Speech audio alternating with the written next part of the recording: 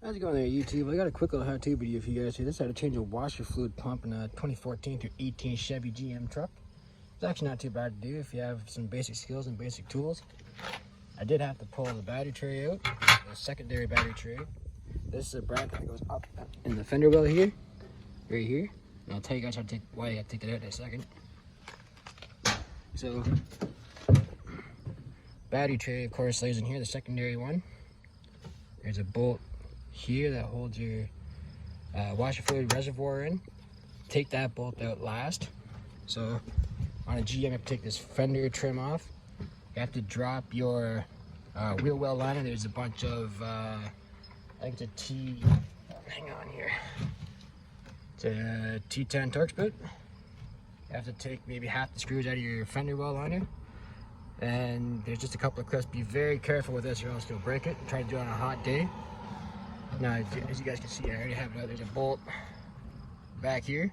And you have to take that bracket off because there's a bolt that's hidden up in here. That's why you leave that top bolt in. I may be hard to get on video back now because I'm already going back together. But down in there, there's two plugs and a washer fluid line into the pump.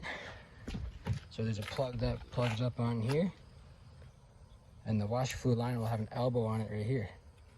Now these aren't threaded into the washer fluid tank or anything like that. They're just pushed in a rubber grommet, which is why I think mine leaked a little bit. But you can get a new grommet, of course. I think you have to order separately because I didn't get one with the pump. But yeah, not too bad to do. Just going back together now. I've been maybe half an hour. Having a little impact there helps. Just take it nice and slow. It's got the bolt holding the top of the reservoir in now. I'm going to put this back together and I'll show you guys the final result here.